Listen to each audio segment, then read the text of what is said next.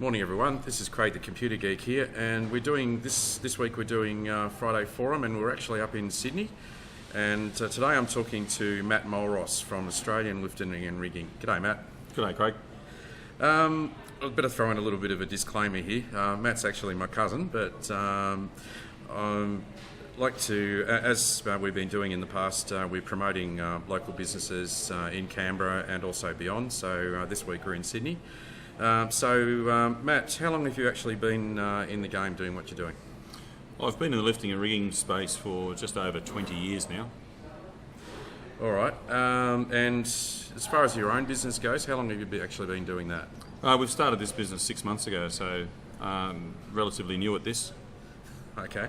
Give us a bit of background on some of the stuff you do. I mean, lifting and rigging, I guess you're talking really about heavy machinery and stuff like that. Can you elaborate a bit on that and just tell us a bit about what you do?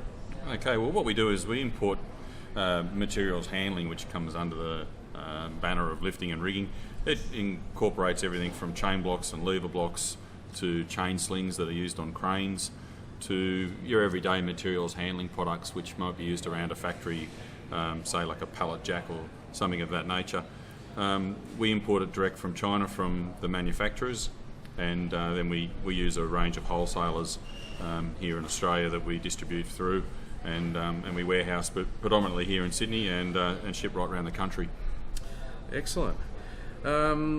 As far as your IT systems, because we all need to use them for better or for worse, but what sort of IT systems do you use, like proprietary ones, but other sort of more standard ones as well? Well, what we did was, from our experience in the past, where servers and companies have a lot of problems with that, I've tried to buy a top-end laptop, go for some good quality IT stuff. Our inventory software, we're using a company called Gym2, which has been pretty good. That helps us with our inventory and purchase orders, raising invoicing. It's quite a standard package that we bought from them, but we do have the capability of expanding it later. All right, excellent. One other thing I'd like to ask you before I get on to the challenges, what's your point of difference with other guys that do the same sort of thing as you do? What makes you stand out, and why should people go to Matt Mulross from Australian Lifting and Rigging as opposed to some of the other companies out there? I think being a small independent firm, that gives us freedoms that the larger corporates don't have. So you can respond a bit quicker, I guess. Exactly. We're a lot more flexible. We can customise our response to meet the customer. Yeah. If they want to increase or decrease their size of orders, we can. And it's just all about fitting in with the customer as best we can. Okay. Excellent. Getting back onto the IT systems that you use, and we all have them, but what challenges, I guess, do you have? And what sort of steps do you take to get around those obstacles? Well, the biggest challenge, I think, for any small business, and like myself, is the knowledge, knowing what it is that you're stepping into, knowing what you are going to require. Yeah. And as a sole trader, you need to bring yourself up to speed with what these IT systems mean and what's capable in the world, because you are quite a novice. And when you start out, if you make the mistake of getting the wrong software, you might be oversold on a product. Yeah. Sold something too big, something could be too technical for you. Yeah. And it's all about learning and going to people like yourself and finding out what, trying to know more about what you're going to step into. Right. Just asking questions of the companies and just finding out all that information. That was the biggest challenge for me. All right. So do you have to keep like a lot of stock? Do you have warehousing or any like those sort of physical logistical issues you have to deal with? Yeah, of course. We've brought in about 5 containers now, and we're using a third-party warehousing setup, which has worked out to be very, very good for us. It's meant that we didn't have to have our own factory, so that saved us quite a lot of capital up front with monthly expenses.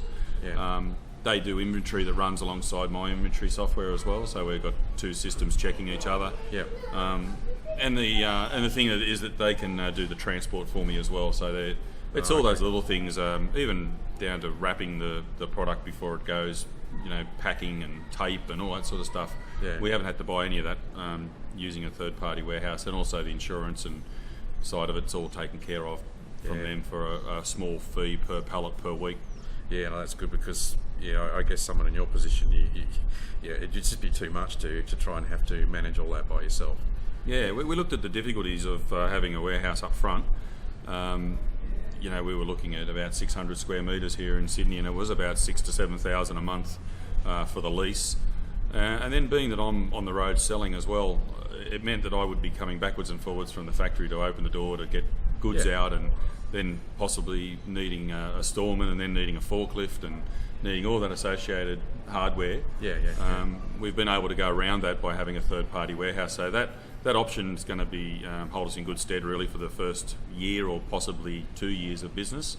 And then we'll go in-house and when we step it up. Yeah, and it means also that you'll be able to keep your costs down, and therefore you can sell to your customers at a much more competitive rate than what you would have been able to if you had to manage all that sort of stuff for yourself. So that's a really good thing. Now, Matt, how many guys or girls do you have working for you at the moment? We've currently got myself and one other salesperson in Queensland. Yeah. And we're currently looking for another one in Sydney in the very near future. Oh, that's good. That's good. So, business is, I guess it's a hard slog, as all of us in small business know, particularly at the start. But it is growing. So that's really good news. Any other, I guess, from your line of business, what tips can you give for somebody who needs to use your sort of services? What advice can you give them? Well, in our services, it's all about planning and targeting what you're going to do and following that plan. Yeah. You never plan enough for the time that it's going to take in your own business. We all know, you hear people say that you got to have all these hats. Everything from learning the IT to planning the shipping to the freight. And even in our game, foreign currencies, bank accounts, car leases, insurance, workers' compensation. It just, the list goes on, and at the beginning you never realise how much time all that's going to take. Just a meeting with the insurance brokers can take you half a day when you should be out selling. So I think allowing enough time for all of that and realising it does take a lot of time. A lot of people shortchange themselves on how much is involved right at the outset, but there are so many people out there that can help. So just keep using those people and keep asking for advice.